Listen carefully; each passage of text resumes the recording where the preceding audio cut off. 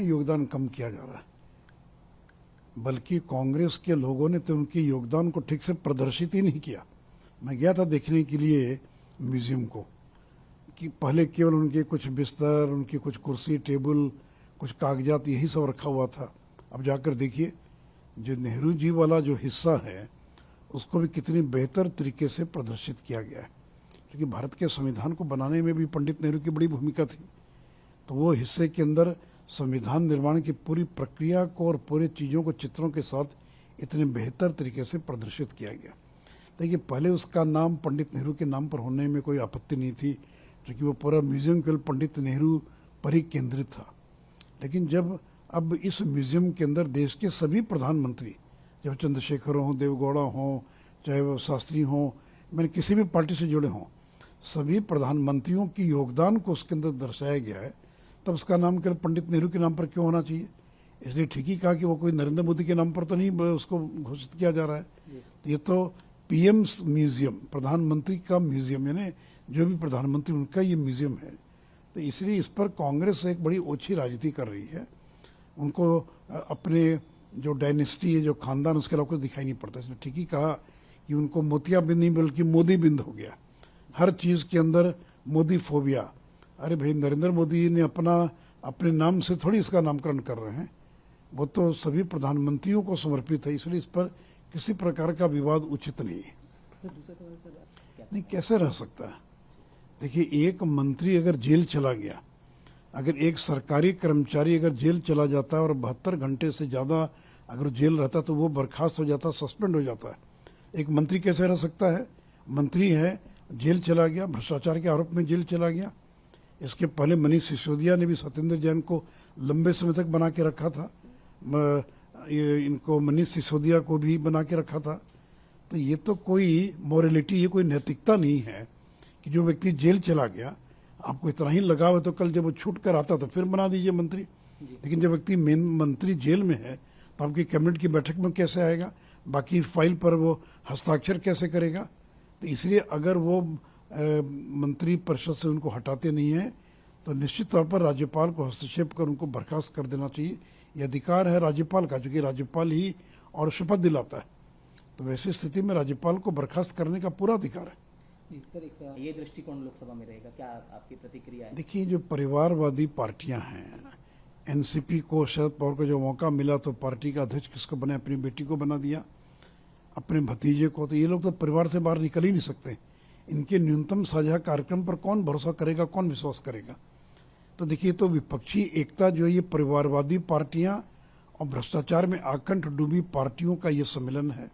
और ये जो भ्रष्टाचार में आकंठ डूबी पार्टियां हैं, इसे नरेंद्र मोदी को हटाना चाहती हैं, ताकि कल अगर उनका राज आ जाए तो जो मुकदमे उन पर चल रहे हैं उनको वो वापस करा सके। उनको डर है कि आगे और भी लोग जो हैं फंस सकते हैं।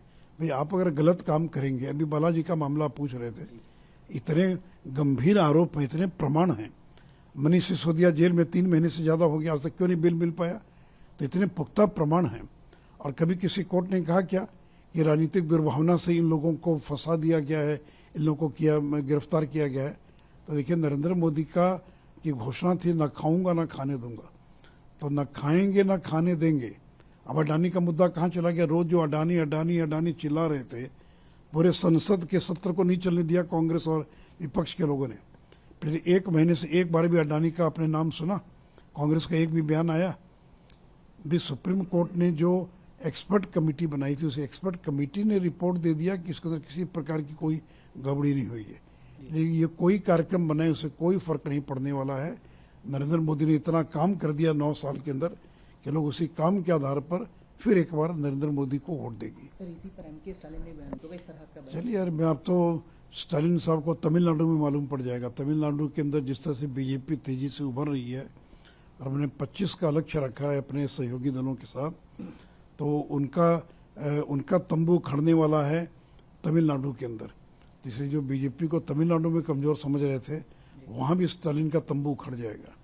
सर, देखिए, एक ऐसा विधायक जिस पर कम से कम 2 दर्जन आपराधिक मुकदमे चल रहे हैं, जो टेरर है और जिसको कोई एबीसीडी का ज्ञान नहीं है, मुझे पता नहीं पढ़ाई भी कितनी किया कि नहीं किया, वो इस प्रकार की भाषा का प्रयोग करा कि रामचरितमानस को मस्जिद में लिखा गया, ये तो आज तक मुसलमानों ने भी दावा नहीं किया था जो दावा वो कर रहे हैं। तो राष्ट्रीय जनता दल के अंदर तो इसी प्रकार के लोग, चंद्रशेखर जो हैं रामचरितमानस को गालियां दे रहे हैं, तो इनके तो पूरी राजनीति सवर्ण जातियों को, ऊंची जातियों को गाली देकर और इस प्रकार की अपमानजनक बातों को बोलकर और जो हिंदुओं की धार्मिक आस्था के जो केंद्र हैं, जो प्रतीक हैं, उनके बारे में भ्रम पैदा करना, जो यही उनका उद्देश्य है। तो इसलिए बहुत ही आपत्तिजनक बयान है राष्ट्रीय जनता दल के विधायक रीता यादव ने जो दिया, वो बहुत ही आपत्तिजनक बयान है। बस एक सवाल ये था। अभी कांग्रेस का बयान क्या है, सीपीएम का बयान क्या है, कांग्रेस के कितने लोग मारे जा चुके, और जो विपक्षी दलों की बैठक हो रही है, एक भी कांग्रेस के या विपक्ष के किसी नेता ने कंडेम नहीं किया है और उसकी निंदा नहीं की कि बंगाल में जिस प्रकार की हिंसा हो रही है। क्या ऐसा ही लोकतंत्र चाहते हैं? कहते हैं कि लोकतंत्र खतरे में है, और बंगाल में लोकतंत्र की लहूलुहान हो चुका है। अभी तो चुनाव बाकी है, 1 दर्जन से ज़्यादा लोग मारे जा चुके हैं। हाईकोर्ट के आदेश का भी वहाँ का चुनाव आयोग जो है और उसका पालन नहीं कर रहा है। तो ये लोग ऐसा ही लोकतंत्र चाहते हैं जिसे लोकतंत्र में और लोगों को अपने मतदान का अधिकार न हो, और जिस लोकतंत्र में लोगों को खड़ा होने का अधिकार नहीं हो। टीएमसी चाहती है कि सर्वसम्मत चुनाव, यानी कि उन्हीं के लोग नॉमिनेशन करें। पिछले बार तो करीब 34% उम्मीदवार जो थे वो अनअपोज जो हैं वो टीएमसी के चुन लिए गए थे। तो कम से कम खरगे साहब को कंडेम तो करना चाहिए। उनके कार्यकर्ता मारे जा रहे हैं, वो चुप हैं। अधीर रंजन चौधरी बयान दे रहे हैं और खरगे साहब और राहुल गांधी चुप्पी साधे हुए हैं। उनको तो कम से कम कंडेम करना चाहिए।